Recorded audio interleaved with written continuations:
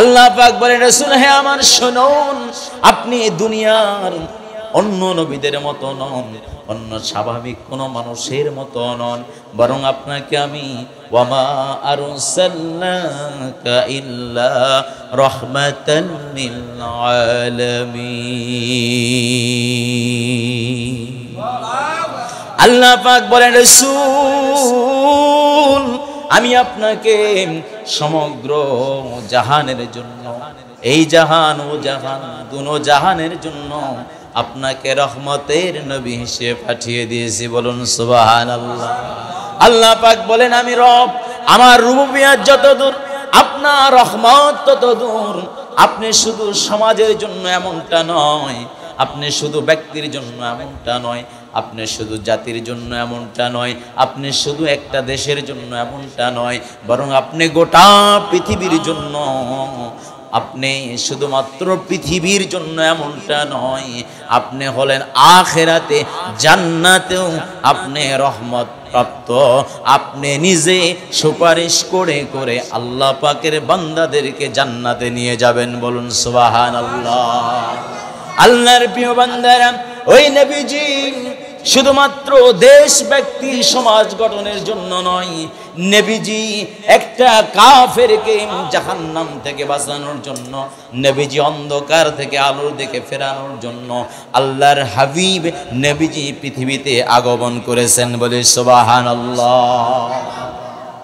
এই নবীজি যদি সমাজ গঠন করেন, সেই নবীজির সমাজ গঠনটা ভালো হবে না খারাপ হবে? ভালো হয়েছে না খারাপ হয়েছে? আলহামদুলিল্লাহ। নবীজি হিজরতের আগে মদিনা ইয়াসরিব ছিল, জোরে বলুন ঠিক কি? ইয়াসরিব তো দামি শহর ছিল না, ঠিক না? নবীজি যখন মদিনায় গেলেন, ইয়াসরিবে যখন গেলেন, মদিনায় একটা সনদ তিনি রচনা করলেন, সংবিধান, যেটাকে ঐতিহাসিক মাগনা কাটার সনদ হিসেবে আখ্যায়িত করা হয়েছে। বলুন সুবহানাল্লাহ। যেই সনদের মধ্যে সমস্ত শুধুমাত্র মুসলমানের জন্য নয়, অমুসলিমদের জন্য নিরাপত্তার বেষ্টনীতে সেখানে তারা বসবাস করতে পারবে, সেই ধরনের সনদে সেই ধরনের শর্তাবলীও আল্লাহ পাকের রাসূল তুলে ধরেছেন। বলি সুবহানাল্লাহ। এমন মানুষ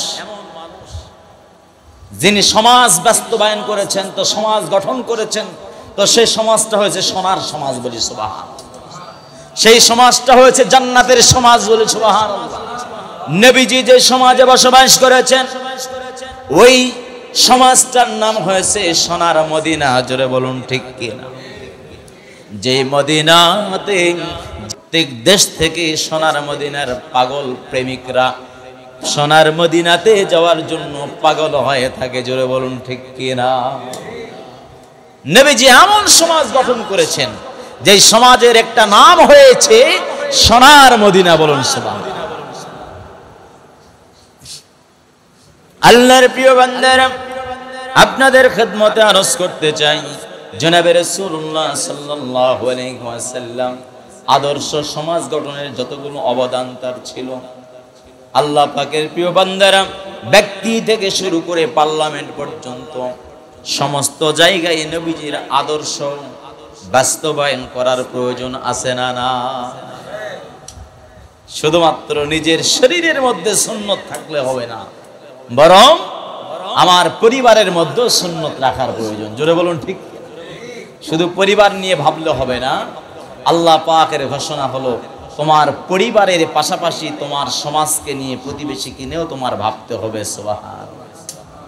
আল্লাহ পাক এই জন্য বলেছেন, কুনতুম খায়রা উম্মাতিন উখরিজাত লিন-নাস তা'মুরুনা বিল মা'রুফ ওয়া তানহাউনা আনিল মুনকার। তোমরা তো এমন উম্মত, যে উম্মতের নবী হলো সমস্ত নবীদের সর্দার। বলুন সুবহানাল্লাহ। যে উম্মত, এমন উম্মত যেই নবীজির ওয়ারিস হিসেবে হক্কানি আল্লাহওয়ালা আলেমে দ্বীন পৃথিবীতে যতদিন থাকবে, এই আলেমে দ্বীনদের দিক নির্দেশনায়, হক্কানি উলামায়ে কেরামদের দিক নির্দেশনায় পৃথিবীতে কিয়ামত পর্যন্ত নবীজির ওয়ারিস হিসেবে উলামায়ে কেরামরা আদর্শ সমাজ গঠনের জন্য, উম্মতকে আদর্শবান বানানোর জন্য সর্বসময় চেষ্টা করতে থাকবে। জোরে বলুন ঠিক কিনা? আপনাদের সম্মুখে নবীজির অবদান কি ছিল আলোচনা করতে গেলে অনেক সময়ের বিষয়। মাত্র কয়েকটা টপিকস আপনাদের সম্মুখে আলোচনা করব।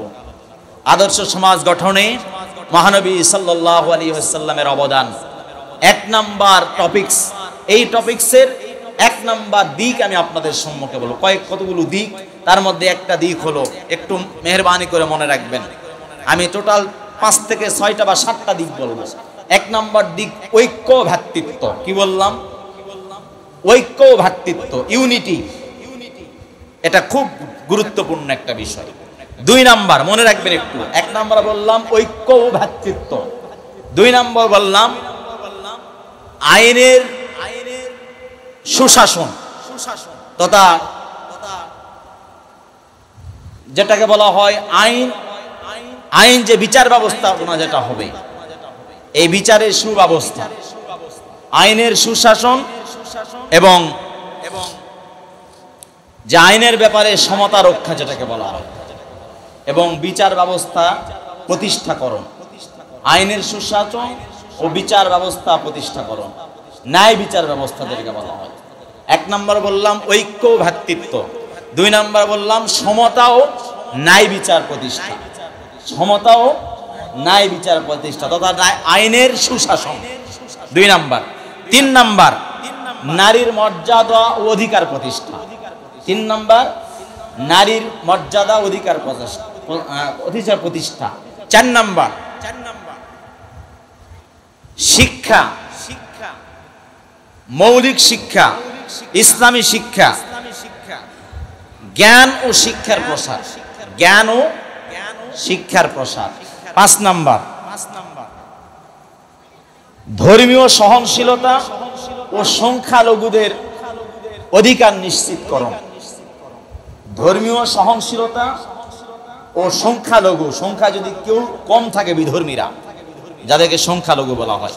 আমাদের এই দেশে সংখ্যালঘু বেশি না আমরা মুসলমান বেশি না অন্যান্য ধর্মাবলম্বীরা বেশি?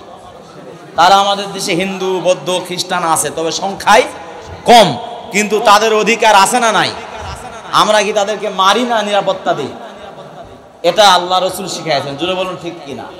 ধর্মীয় সহনশীলতা ও সংখ্যালঘুদের অধিকার। 6 নাম্বার দারিদ্র দূরীকরণ ও অর্থনৈতিক ন্যায় প্রতিষ্ঠা। সর্বশেষ 7 নাম্বার বিষয় আদর্শ তথা নৈতিকতা ও মানবিকতা প্রতিষ্ঠা। এই 7টা বিষয়ের যদি আল্লাহ তৌফিক দান করে সংক্ষিপ্ত আলোচনা করবো। আমা তৌফিকি ইল্লা বিল্লাহ। প্রিয় উপস্থিতি, আসুন আমি শুরুতেই বলেছিলাম, আরো একবার আপনাদের কাছে বলি।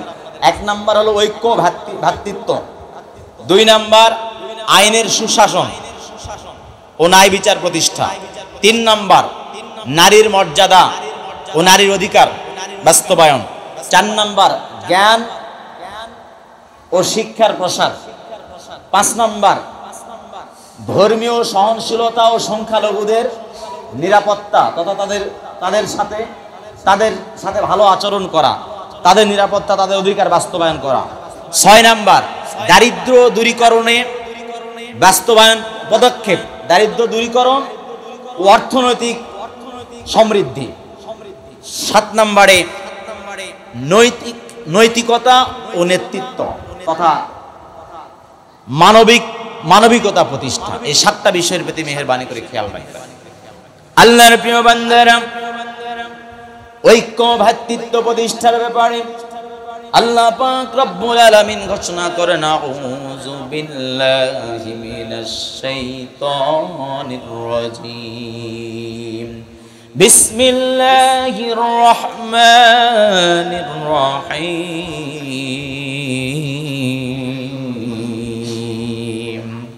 ওয়াতাসিমু বিহাবলিল্লাহি জামিআন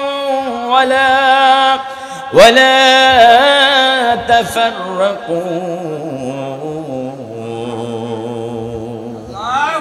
আল্লাহ পাক রব্বুল আলামিন বলেন, আমার বান্দারা খবরদার, মুসলমান হিসেবে তোমরা পৃথিবীতে বসবাস করবা, তোমাদের ইউনিটি যেন হারিয়ে না যায়। আল্লাহ পাক বলেন, ইউনিটি হলো, সেটাকে ইউনিটি বলা হয়। সকলে মিলে ঐক্যবদ্ধ থাকা, এটার নাম হলো ইউনিটি। বলুন সুবহানাল্লাহ। ইংরেজিতে প্রবাদ বাক্য আছে, ইউনিটি ইজ পাওয়ার। ঐক্যবদ্ধতা হলো একটা শক্তি, একটা ক্ষমতা। সুতরাং পিঁপড়াও যদি ঐক্যবদ্ধভাবে একটা লাইনে থাকে, একটা সারিতে থাকে, পিঁপড়ারাও একটা লাইনে ঐক্যবদ্ধ হয়ে থাকে, যাতে করে একটা পিঁপড়ার পিছনে আর একটা পিঁপড়া যায়, যাতে করে ওই আর পরের পিঁপড়াটা লাইন হারানা হয়ে যায়। জোরে বলুন ঠিক কিনা? আমরা মৌমাছির দিকে যদি লক্ষ্য করে দেখি, মৌমাছি যে মধু আমাদেরকে দেয়, কিন্তু মৌমাছিরা আমাদের শিক্ষা দেয়, তোমরা যদি ছড়িয়ে ছিটিয়ে থাকো, তোমাদের দ্বারা বাস্তবতা সম্ভব নয়। ইচ্ছে করলে রাজা মৌমাছি আর রানী মৌমাছি এক জায়গায় থেকে তারা ইচ্ছে করলেই মধু তারা সংগ্রহ করতে পারত। জোরে বলুন ঠিক কিনা? বিশাল বড় একটা চাক লাগায়া সব মৌমাছিগুলো ওইখানে ঐক্যবদ্ধ হয়ে একত্রিত থাকে আর মানুষদেরকে মধু পানের ব্যবস্থাপনা করে। বলুন সুবহানাল্লাহ। পিঁপড়া যদি ঐক্যবদ্ধ, মৌমাছিগুলো যদি ঐক্যবদ্ধ হয়ে থাকতে পারে, ভেড়ার পাল যদি ঐক্যবদ্ধ হয়ে থাকতে পারে, গরু ছাগলগুলো যদি ঐক্যবদ্ধ হয়ে থাকতে পারে, আশরাফুল মাখলুকাত যাদেরকে আল্লাহ পাক রব্বুল আলামিন ঘোষণা করলেন, ওয়াতাসিমু বিহাবলিল্লাহি জামিআন ওয়া লা তাফাররাকু। বান্দারে খবরদার, কোশ্চিন কালেও তোমরা ঐক্যবদ্ধ, অনৈক্য কখনোই তোমরা হয় না, ঐক্যবদ্ধই সব সময় থাকো। বলুন সুবহানাল্লাহ। যদি তোমরা অনৈক্য হয়ে যাও, ফাতাফশালু রিহুকুম, আল্লাহ পাক বলেন যদি তোমরা অনৈক্য হও, যদি ঐক্যের মধ্যে সেট ঢুকে যায়, তাহলে তোমাদের শক্তিগুলো খর্ব হয়ে যাবে, তোমরা শততা বিভক্ত জয় হয়ে যাও, তোমরা দুর্বল হয়ে যাবে। আর যখন তোমরা 10 জন এক জায়গায় থাকবা, তখন 10 জন এক জায়গায় থাকলে বাকি 100 জন আলাদা আলাদা থাকলেও তারা তোমাদের দেখে ভয় পাইবে। জোরে বলুন ঠিক কিনা? আল্লাহর প্রিয় বান্দারা, আল্লাহ পাক রব্বুল আলামিন বলেন, রাসূলের মাধ্যমে, রাসূলের সমাজ গঠনের অবদানের ক্ষেত্রে 1 নাম্বার অবদান হলো ঐক্যবদ্ধ থাকার জন্য আল্লাহ তাআলার পক্ষ থেকে ঘোষণা। বলুন সুবহানাল্লাহ। আল্লাহ পাক বলেন, ইন্নামাল মুমিনুনা ইখওয়াতুন ফাআসলিহু বাইনা আখওয়াইকুম আত্তাকুল্লাহ লাআল্লাকুম তুরহামুন।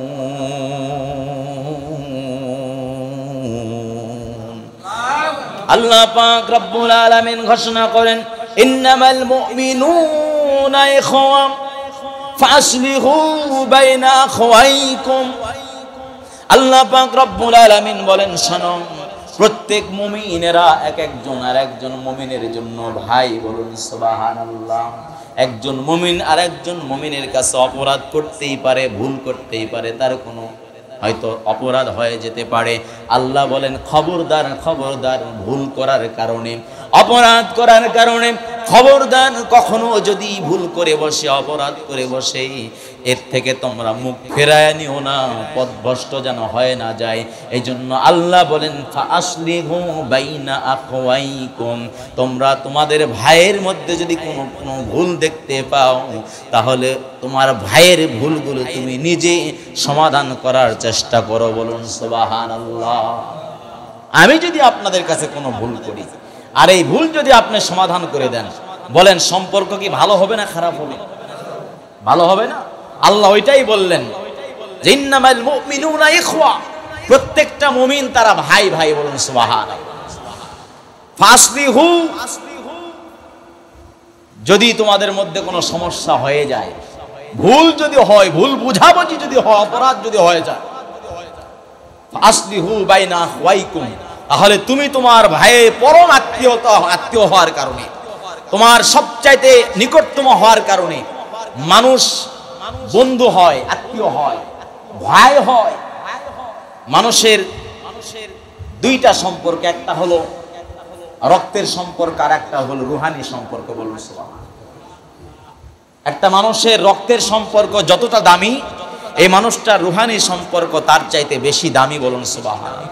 আল্লাহর প্রিয় বান্দারা, আল্লাহ পাক রব্বুল আলামিন বলেন, যদি তোমরা ভাই ভাই সম্পর্কটা ঠিক রাখতে পারো, যদি তোমরা ভুল বোঝাবুঝির নিরসন করতে পারো, ওয়াত্তাকুল্লাহা লাআল্লাকুম তুরহামুন, আল্লাহকে ভয় করে যদি একজনের ভুল আর একজন ক্ষমা করে দাও, একজনকে আর একজন যদি সংশোধন করে দাও, একজনের ভালো যদি আর একজন চাও, আর আল্লাহকে ভয় করে যদি এই কাজগুলো তোমরা করতে থাকো, অবশ্যই অবশ্যই অবশ্যই আল্লাহ পাকের রহমত তোমাদের উপরে আসতে থাকবে। বলুন সুবহানাল্লাহ।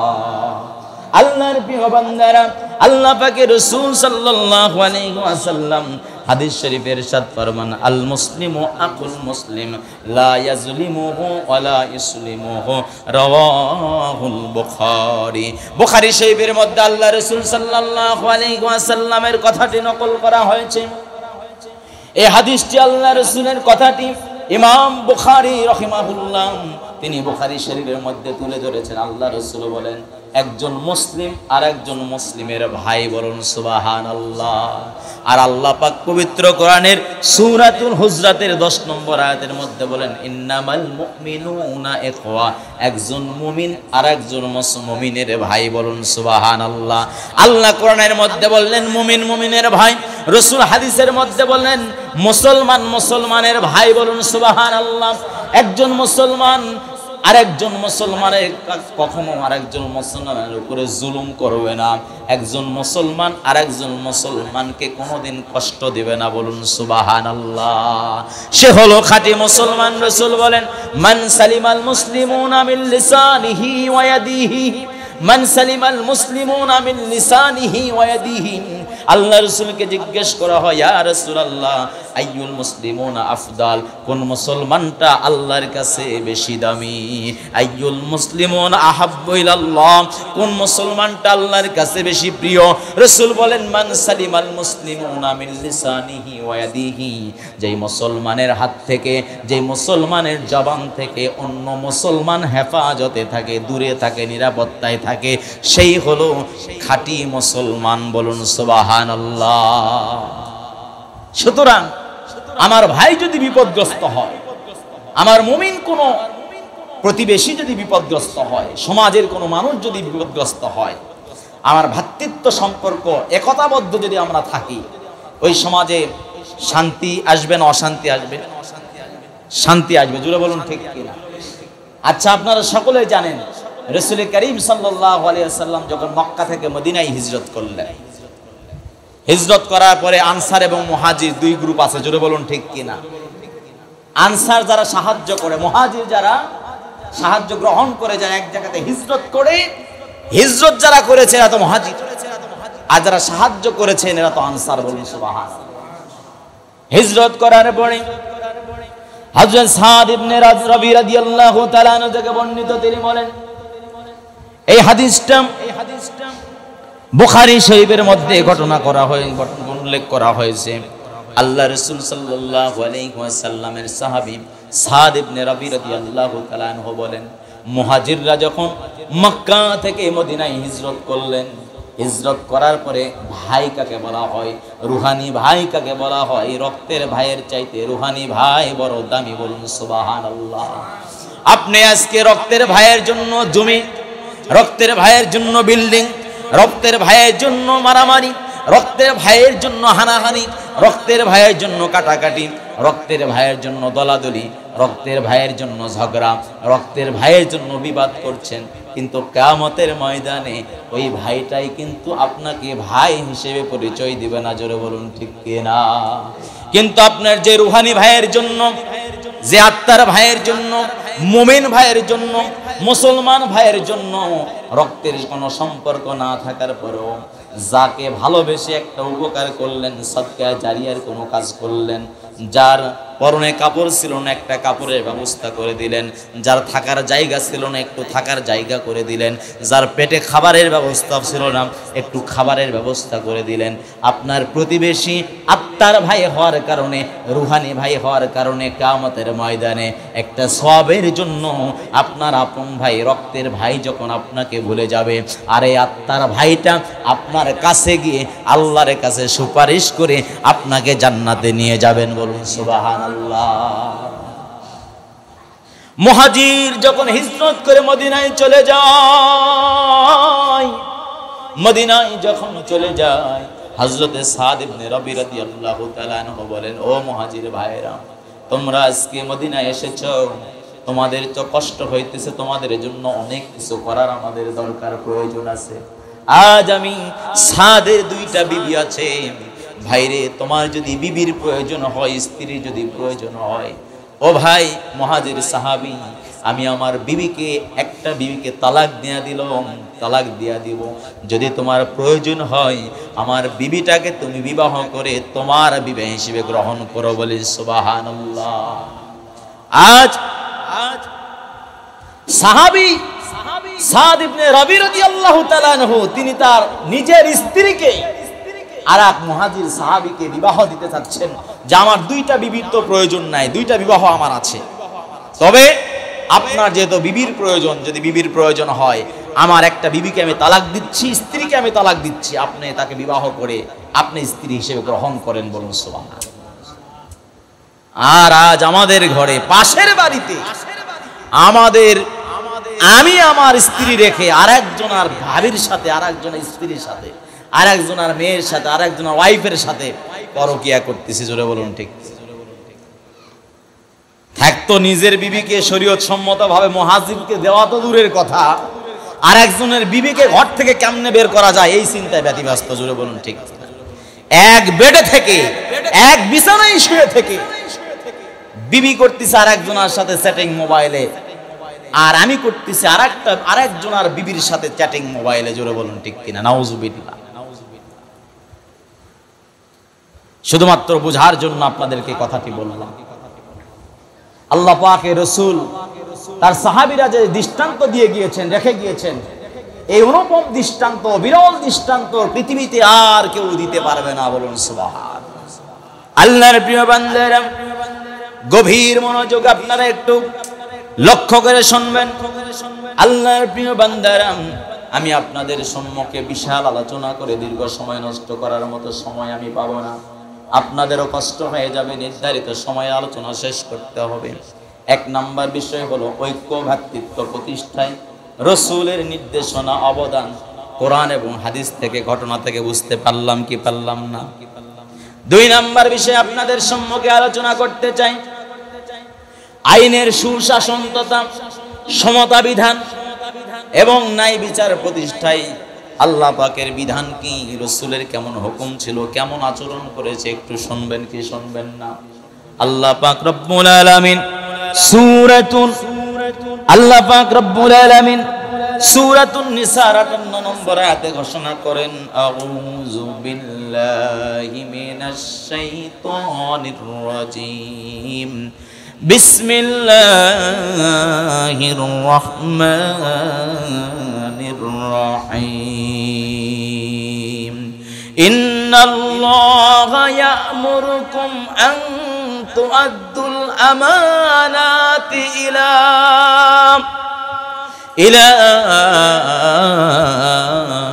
আহলিহা ওয়া ইযা হাকামতুম বাইনান নাসি আন তাহকুমু বিল আদল। চিৎকার দিয়ে বলা যাবে কি সুবহানাল্লাহ? সূরাতুন নিসার মধ্যে আল্লাহ পাক রব্বুল আলামিন বলেন, নিশ্চয় আমি আল্লাহ তোমাদেরকে আদেশ করলাম, শোনো, তোমরা তোমার পরিবারের আমানত তোমরা রক্ষা করো, তোমার পরিবারের দায়িত্ব তুমি আদায় করো। তোমাকে পরিবারের দায়িত্ব, সমাজের দায়িত্ব, ব্যক্তির দায়িত্ব আদায়ের জন্য, আমানতদারিতা রক্ষার জন্য আমি আল্লাহ নিজে তোমাদের আদেশ দিলাম। বলুন সুবহানাল্লাহ। আল্লাহ পাক বলে, আনতু আদ্দুল আমানাতি ইলা আহলিহা, আমার বান্দা শোনো, আমি রব তোমাদেরকে পরিবারের আমানতের যেন রক্ষা হয়, আমানত তোমাদেরকে রক্ষার জন্য হুকুম দিয়ে দিলাম। বলুন সুবহানাল্লাহ। পরিবারের আমানত আছে না নাই? সন্তান হলো আমার কাছে পরিবারের আমানত, আমার স্ত্রী আমার কাছে আমানত, আমার ছেলে মেয়ে আমার কাছে আমানত, আমার বাবা মা আমার কাছে আমানত। জোরে বলুন ঠিক কিনা?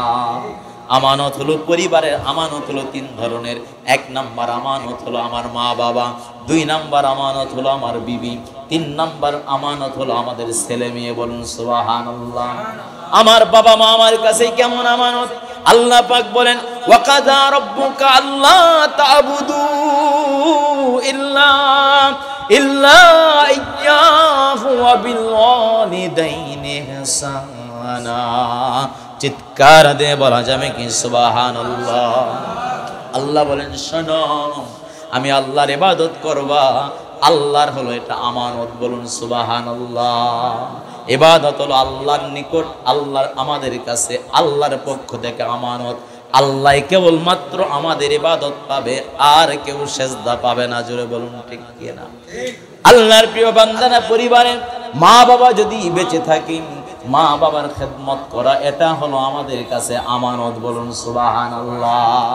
যদি বাবা বৃদ্ধ হয়, যদি মা বৃদ্ধা হয়, ওই মায়ের জন্য লাঠি হয়ে যাব, মায়ের জন্য হাত হয়ে যাব, বাবার জন্য পা হয়ে যাব। যেই সময় মা খেতে পারবে না, যেই সময় বাবা খেতে পারবে না, নিজের হাত দিয়া আঙ্গুরের লোকমাগুলো, আঙ্গুরের দানাগুলো খুলে খুলে, বেদানার দানাগুলো খুলে খুলে নিজে যতটুকু পারি ভাতগুলো নরম করি, যদি সম্ভব হয় মায়ের মুখে বাবার মুখে তুলে দিব। এটা হলো সন্তানের কাছে মা বাবা আমানত। বলুন সুবহানাল্লাহ। দুই নাম্বার আমানত হলো, যদি আপনি বিবাহিত হন, আপনার স্ত্রী আপনার কাছে আমানত। আপনার স্ত্রী যাতে বেপরদেকি না করে, আপনার স্ত্রী যাতে দাউস না হয়ে যায়, আপনিও দাউসের কাতারে না চলে যান। আপনার স্ত্রী যদি শরীয়ত সম্মতভাবে চলতে পারে, এই জন্য আল্লাহ পাক বিধান করে দিলেন, আপনার স্ত্রীর ভরণ পোষণের দায়িত্ব আল্লাহ পাক আপনাকেই দিয়ে রেখেছেন। বলুন সুবহানাল্লাহ।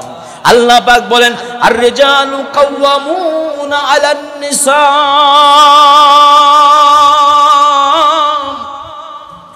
নারীরা থাকবে ঘরের মধ্যে, আর এই ঘর পরিচালনার বাহিরে যা দৌড়াদৌড়ি, ছোটাছুটি, ব্যবসা বাণিজ্য, চাকরি বাকরি, যা কিছু প্রয়োজন, শরীরে খাটা খাটনির যা কিছু প্রয়োজন, সব কিছু করবে পুরুষরা বাহিরে। বলুন সুবহানাল্লাহ। আর যেই পুরুষরা নারীদেরকে ঘরের মধ্যে রেখে আব্রু ইজ্জতের সঙ্গে রাখতে পারে, এরা হলো ভালো স্বামী, এরা হলো খাঁটি স্বামী, এরা হলো আল্লাহর কাছে দামি স্বামী। এদের স্ত্রীরা এদের কাছে আমানত। আর স্ত্রীর আমানত রক্ষা করার কারণে কিয়ামতের ময়দানে জান্নাতি মেহমান হয়ে যাবে। বলুন সুবহানাল্লাহ। তিন নাম্বার আমানত, সন্তান সন্ততি আমাদের কাছে আমানত। রাসূল বলেন, আল্লাহ পাকের রাসূল বলেন, শোনো, আমি তোমাদের কাছে বললাম, আল্লাহ পাকের ঘোষণা, ইয়া আইয়ুহাল্লাযীনা আমানু কু আনফুসাকুম ওয়া আহলিকুম নারা। চিৎকার দিয়ে বলা যাবে কি সুবহানাল্লাহ। আল্লাহ পাক রব্বুল আলামিন বলেন, আমার বান্দারা শোনো, তুমি শুধু জান্নাত পাবা তা হবে না, তুমি শুধু জাহান্নাম থেকে বাঁচবা তা হবে না, তুমি শুধু হুর পাবা তা হবে না, তুমি শুধু গেলমান পাবা তা হবে না, তুমি শুধু দুধের নহর থেকে দুধ পান করবা তা হবে না, তুমি শুধু মধুর নহর থেকে মধু পান করবা তা হবে না, তুমি শুধু ইচ্ছা মতো স্বচ্ছ পানীয় পান করবা তা হবে না, বরং তোমার ছেলে, তোমার মেয়ে, তোমার বিবি, তোমার মা বাবা যাতে এই খাবারগুলো খাইতে পারে, জান্নাতি হইতে পারে, জাহান্নাম থেকে যেন মুক্তি পেতে পারে, এই জন্য দায়িত্বটা আমি আল্লাহ তোমাকে দিয়ে দিলাম। বলুন সুবহানাল্লাহ। আল্লাহ রাসূল বলেন, কুল্লুকুম রাইন ওয়া কুল্লুকুম মাসউলুন আন রায়াতিহি। রাসূল বলেন, শোনো, তোমরা যারা দায়িত্বশীল আছো, তোমাদের যারা অধীনস্থ আছে, তুমি যদি অফিসের বড় কর্মকর্তা হও, তোমার অধীনস্থ যারা আছে এদের দায়িত্ব তোমার কাছে, তুমি দায়িত্বশীল। বলুন সুবহানাল্লাহ। তুমি যদি স্কুলে হেডমাস্টার হও, নিম্ন লেভেলের টিচার যারা আছে, সহকারী টিচার যারা আছে, এবং যারা কর্মচারী যারা আছে তোমার অধীনস্থ, সবাই তোমার কাছে সবাই তোমার কাছে অধীনস্থ, তারা কিভাবে চলবে এ দায়িত্বটা তোমার। বলুন সুবহানাল্লাহ। তুমি যদি বাড়িতে কাজের মানুষ নাও, তোমার বাড়িতে যদি কেউ কাজ করে, কর্মচারী যদি হয়, এই কর্মচারীর দায়িত্ব শরীয়তের খেলাফ না হওয়া পর্যন্ত তোমার। বলুন সুবহানাল্লাহ। আর যদি পরিবারের দায়িত্বশীল হয়, তোমার মেয়ে যদি পরিবারের মধ্যে থাকে, তোমার ছেলে যদি পরিবারের মধ্যে থাকে, তবে তোমার ছেলে মেয়ের দায়িত্ব তোমার উপর থাকার কারণে অবশ্যই অবশ্যই অবশ্যই আল্লাহর ফজলে প্রত্যেক বিষয়ে তোমাকে শিক্ষা দিতে হবে। বলুন সুবহানাল্লাহ। তাহলে পরিবারের আমানত কয়টা? কয়টা আমানত বললাম? পরিবারের আমানত, 1 নাম্বার আমানত মা বাবা, 2 নাম্বার আমানত স্ত্রী, 3 নাম্বার আমানত ছেলে মেয়ে। আবার উল্টা দিকেও আছে, 1 নাম্বার আমানত মা বাবা ছেলে মেয়ে উভয়ের জন্য, পুরুষ নারী উভয়ের জন্য। 2 নাম্বার আমানত স্বামীও, স্ত্রী যেমন স্বামীর কাছে আমানত, স্বামীও স্ত্রীর কাছে তেমনি আমানত। জোরে বলুন ঠিক। বাড়িতে আসলে ইচ্ছা মতো গালিগালাজ করবেন, খাবার দিবেন না, ইচ্ছা মতো তরকারিতে লবণ বেশি দিবেন, ঝাল বেশি দিবেন, আর ইচ্ছা মতো বংশ দলে গালিগালাজ দিবেন, এটাও ভালো মেয়ের লক্ষণ নয়। জোরে বলুন ঠিক কিনা? এজন্য স্ত্রীও স্বামীর কাছে আমানত, স্বামীও স্ত্রীর কাছে আমানত। 3 নাম্বার আমানত হলো ছেলে হোক মেয়ে হোক, সন্তান যদি হয়, বাবা মার কাছে সন্তানরা আমানত। জোরে বলুন ঠিক কিনা? বাবারা তো বাইরে যায়, আর মা আর মেয়ে দুজন মিলেই যে বসে থাকে, স্টার জলসা দেখছে, জি বাংলা দেখছে, কিরণমালা জলসা মুভিজে বসে ইত্যাদি ইত্যাদি দেখছে, মা মেয়ে উভয়ই গুনাহগার হচ্ছে। জোরে বলুন ঠিক কিনা? মা যদি ভালো না হয়, মেয়ে ভালো হওয়া আশা করা যায় না। মা যদি প্রতিদিন বিউটি পার্লারে যায়, মেয়েও মাসে একবার যাবে। জোরে বলুন ঠিক কিনা? মা যদি পোশাক ঢিলে ঢালে না পরে, মেয়ে তো হাফ প্যান্ট করবে। জোরে বলুন ঠিক কিনা? এই জন্য মা যদি আমানতদার হয়, আমানতদারিতাই থাকে, তাহলে মেয়েও আমানতদারিতা থাকবে। জোরে বলুন ঠিক কিনা? স্বামী তো ঘর থেকে বের হয়ে চলে গিয়েছে, এখন সন্তানকে দেখভালের দায়িত্ব মার কাঁধে পড়েছে। জোরে বলুন ঠিক কিনা? রাগ করছেন নাকি আমার কথায়? এই আওয়াজ কি বাইরে যাচ্ছে? এই আওয়াজ বাইরে যাচ্ছে? মাইক আছে নাকি? আলহামদুলিল্লাহ, মা বোনদেরও কিছু উপকার হবে ইনশাআল্লাহ। ওয়াজ কিন্তু সব মা বোনদের সমান, পুরুষ নারী উভয়ের জন্য ওয়াজ সমান। বাকি তারপরও কঠিন গুরুত্বপূর্ণ একটা ওয়াজ করে দিলাম এর ফাঁকে, যদি মা বোনেরা বুঝে থাকে আলহামদুলিল্লাহ। আল্লাহর প্রিয় বান্দারা, আমাদের প্রত্যেককে সচেতন থাকতে হবে। আল্লাহ পাক বলেন, ওয়াইদা হাকামতুম বাইনান নাসি আন তাহকুমু বিল আদল। আর যখন তুমি বিচারক হবা, যখন তুমি জজ হবা, যখন তুমি মেম্বার হবা, যখন তুমি চেয়ারম্যান হবা, যখন তুমি সালিশ করবা, যখন তুমি মাতবর হবা, মনে রেখো এই মাতবরিটা সালিশিটা যেন পক্ষপাতিত্ব না হয়ে যায়। এটা যেন কখনো টাকার বিনিময়ে, অর্থের বিনিময়ে, একটু তলে দিয়ে হাত দিয়া, ডান হাত বাম হাত দিয়া, অথবা কানের কাছে ফুসফুসানিতে যেন তোমার বিচারের ফাইসালা যেন অন্যদিকে না যায়। আল্লাহ বলেন, ইযা হাকামতুম বাইনান নাসি আন তাহকুমু বিল আদল। খবরদার, তোমরা যেন সালিশিটা টাকার বিনিময়ে কখনো উল্টায় না দিও, বংশের প্রভাবে যেন উল্টে না যায়, দলের ক্ষমতায় যেন বিচার সালিশ অন্যদিকে না যায়। খবরদার, মনে রাখবা, দল চিরদিন ক্ষমতায় থাকবে না, কিন্তু যেদিন আল্লাহর ক্ষমতা থাকবে ওই দিন তোমার দলের কোনো নেতা সামনে যাইতে পারবে না। জোরে বলুন ঠিক কিনা? বিগত দিনে আমরা দেখেছি, বিগত 16টি বছরে কেউ কেউ ঘরে থাকতে পারে না। জোরে বলুন ঠিক কিনা? মিথ্যা মামলায়, হামলায়, মোকদ্দমায় ঘর বাঁধি রেখে অন্যান্য জায়গায় গিয়ে মাঠে, প্রান্তরে, জঙ্গলে, বাগানে লুকায় থাকতে হয়েছে। জোরে বলুন ঠিক কিনা? মিথ্যা মামলা দিতে হয়েছে দল করার কারণে, বিএনপি করার কারণে, জামাত করার কারণে, ইসলামী আন্দোলন করার কারণে, অন্য কোনো দল করার কারণে। নিজের প্রতিবেশী হওয়ার পরেও, সমাজের মানুষ হওয়ার পরেও, নিজের সমাজের মানুষটা আর এক মানুষকে বিপদগ্রস্ত করার জন্য, আর এক মানুষকে, সমাজের মানুষটাকে খারাপ রাখার জন্য, ওই সমাজের মানুষটাই শত্রু হয়ে শুধুমাত্র দলের কারণে, নেতার নেতৃত্ব ঠিক রাখার আশায় নিজের আপন ভাইকেও জেলে দিয়েছে, জোরে বলুন ঠিক কিনা? নিজের প্রতিবেশী ভাইকে জেলে দিয়েছে, জোরে বলুন ঠিক কিনা?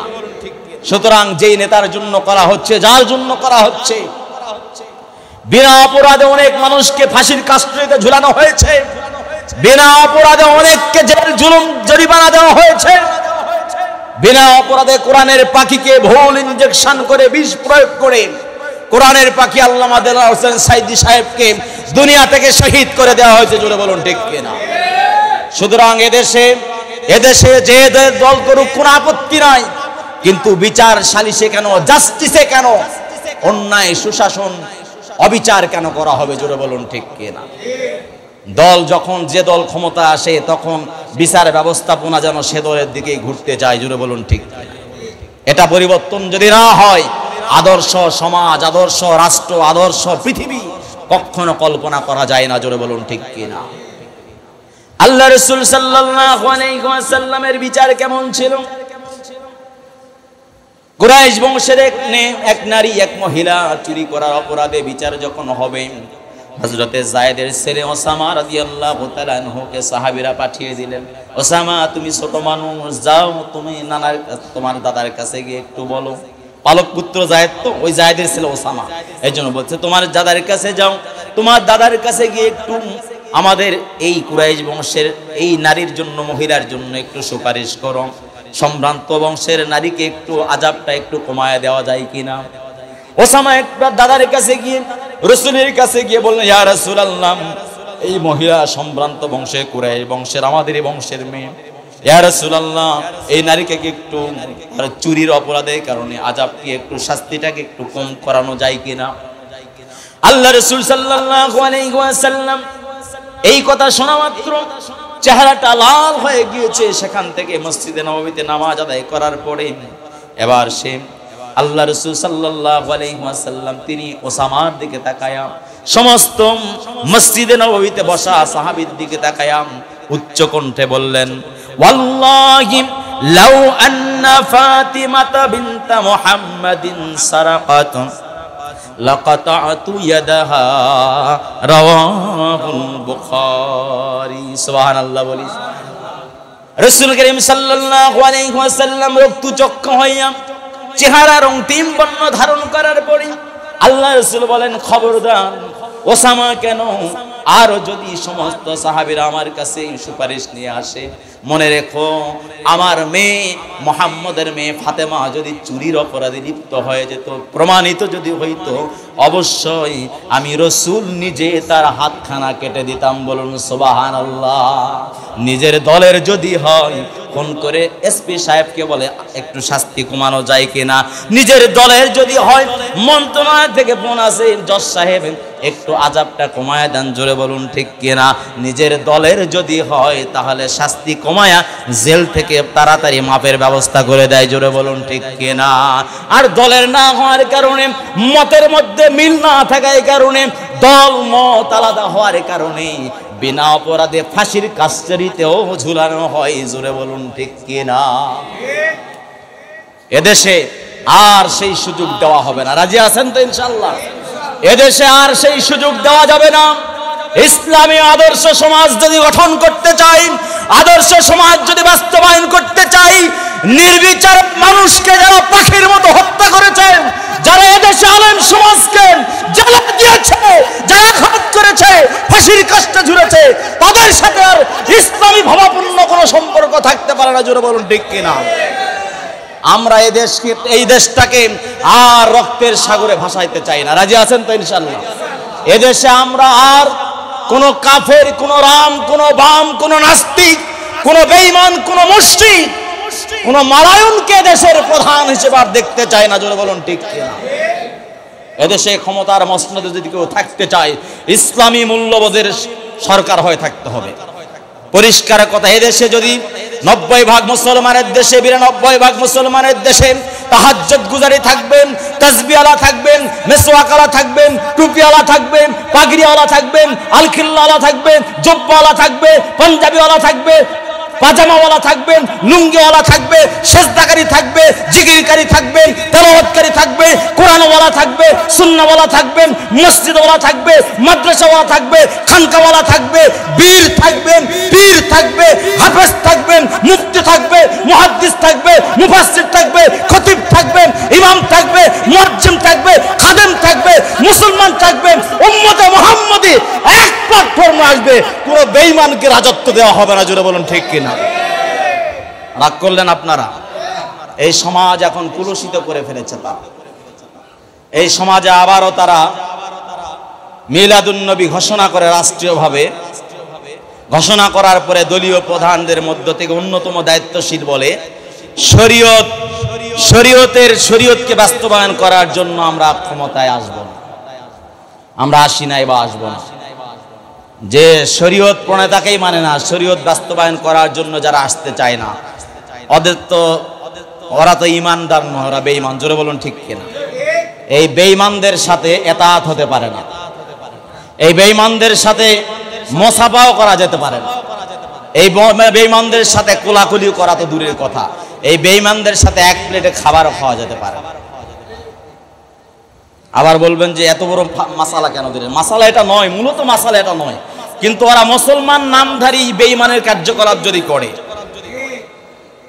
জিন্দিকের কার্যকরী যদি কেউ করে, সে তো আর মুসলমানের কাতারে থাকতে পারে না। ক্ষমতার লোভে, মসনদের লোভে রাসূলকে সারা হিসেবে না মেনে, রাসূলের শরীয়ত প্রণেতাকে যে অস্বীকার করে, সে তো মুসলমানের কাতারে থাকতে পারে না। জোরে বলুন ঠিক। সুতরাং আপনাকে আমাকে খুব সতর্ক থাকতে হবে। এদেশটাকে ধ্বংস করার জন্য এক শ্রেণীর উঠে পড়ে লেগেছে। জোরে বলুন ঠিক কিনা? এক শ্রেণী ছিল 16টি বছর জ্বালিয়েছে, আবারও তাদের প্রেতাত্মারা জ্বালানোর জন্য অপচেষ্টা করছে। জোরে বলুন ঠিক কিনা? সুতরাং আপনাকে আমাকে সচেতন থাকতে হবে। আমরা আর ফাঁদে পা দিতে চাই না, আমরা আর গর্তে পড়তে চাই না। জোরে বলুন ঠিক কিনা? এদেশের মুসলমানরা ততদিন গর্তে পড়বে না, এদেশের মুসলমানরা ততদিন ফাঁদে পড়বে না, যতদিন উলিল আমরদের সাথে থাকবে। জোরে বলুন ঠিক কিনা? যতদিন আউলিয়া কেরামের সাথে থাকবে, যতদিন হক্কানি রব্বানি আলেমের সাথে থাকবে, ততদিন এদেশের মানুষের উপরে বম্পিং করা হোক, যত অত্যাচারের স্টিম রোলার চালানো হোক, যত ধরনের রক্ত ঝরানো হোক না কেন, এদেশের মুসলমানদের একটা মাথার চুলও তারা টেনে ছিটতে পারবে না। জোরে বলুন ঠিক কিনা? আর যদি পারে তো সর্বোচ্চ আমাদেরকে দুনিয়া থেকে বিদায় করে দিতে পারবে। এই বিদায় হওয়া আজকে হোক, কালকে হোক, দুদিন পরে হোক, বিদায় হয়ে যেতে হবে। ঈমানের সাথে যদি যেতে পারি, জান্নাত আমাদের জন্য অপেক্ষা করছে। বলুন সুবহানাল্লাহ। 3 নম্বর বিষয় আমি আপনাদের সম্মুখে বলবো, আল্লাহ রাসূল সাল্লাল্লাহু আলাইহি ওয়াসাল্লামের অবদান, দিক নির্দেশনা, ব্যস্ত আদর্শ সমাজ বাস্তবায়নে 3 নম্বর দিক নির্দেশনা রাসূল দিয়েছেন, বাস্তবায়ন করেছেন, গঠনের অবদান রেখেছেন। নারীর মর্যাদা, অধিকার প্রতিষ্ঠায় রাসূল সচেতন ছিলেন। বলুন সুবহানাল্লাহ। আল্লাহ পাক বলেন, ওয়ালা হুন্না মিসলুল্লাযী আলাইহিন্না বিল মারুফ। সুবহানাল্লাহ।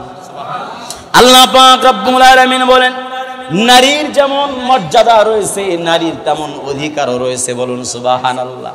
শুধুমাত্র মর্যাদাতেই আল্লাহ ক্ষান্ত করেন নাই, নারীর অধিকারও আল্লাহ পাক দিয়ে রেখেছেন। বলি সুবহানাল্লাহ। নারীরা আমার মা, নারীরা আমাদের স্ত্রী, নারীরা আমাদের বোন, আর এই নারীরাই হলো জান্নাতের বাসিন্দা। বলুন সুবহানাল্লাহ। এমন মর্যাদা আল্লাহ পাক দিয়েছেন। নারী শুধু, আপনি যদি নারী জান্নাতে না পান, আপনি একা একা জান্নাতে থাকবেন, উদাসীন হয়ে ঘুরবেন, ওই জান্নাতটাও আপনার কাছে কেমন কেমন ফাঁকা ফাঁকা মনে হবে।